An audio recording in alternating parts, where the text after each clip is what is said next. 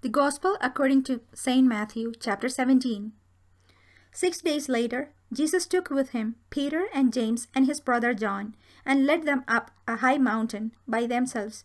And he was transfigured before them, and his face shone like the sun, and his clothes became dazzling white.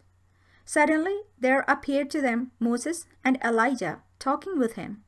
Then Peter said to Jesus, "Lord, it is good for us to be here. If you wish, I will make 3 dwellings here, one for you, one for Moses, and one for Elijah." While he was still speaking, suddenly a bright cloud overshadowed them, and from the cloud a voice said, "This is my Son, the beloved. With him I am well pleased. Listen to him." When the disciples heard this, they fell to the ground and were overcome by fear. But Jesus came and touched them, saying, "Get up and do not be afraid." And when they looked up, they saw no one except Jesus himself alone. As they were coming down from the mountain, Jesus ordered them, "Tell no one about the vision until after the Son of Man has been raised from the dead."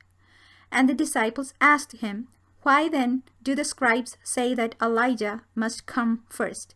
He replied, "Elijah is indeed coming and will restore all things. But I tell you that Elijah has already come, and they did not recognize him, but they did to him whatever they pleased. So also the Son of Man is about to suffer at their hands." Then the disciples understood that he was speaking to them about John the Baptist. When they came to the crowd, a man came to him, knelt before him, and said, "Lord, have mercy on my son, for he is an epileptic and he suffers terribly. He often falls into the fire and often into the water.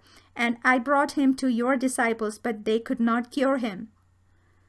Jesus answered, "You faithless and perverse generation, how much longer must I be with you? How much longer must I put up with you?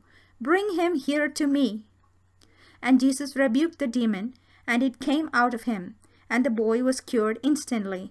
Then the disciples came to Jesus privately and said, "Why could we not cast it out?" He said to them, "Because of your little faith. For truly I tell you, if you have faith the size of a mustard seed, you will say to this mountain, 'Move from here to there,' and it will move, and nothing will be impossible for you." As they were gathering in Galilee, Jesus said to them, "The Son of Man is going to be betrayed into human hands, and they will kill him, and on the 3rd day he will be raised." And they were greatly distressed. When they reached Capernaum, the collectors of the temple tax came to Peter and said, "Does your teacher not pay the temple tax?" He said, "Yes, he does." And when he came home, Jesus spoke of it first, asking, "What do you think, Simon? From whom do kings of the earth take toll or tribute? From their children or from others?" When Peter said, "From others," Jesus said to him, "Then the children are free. However, so that we do not give offense to them, go to the sea and cast a hook.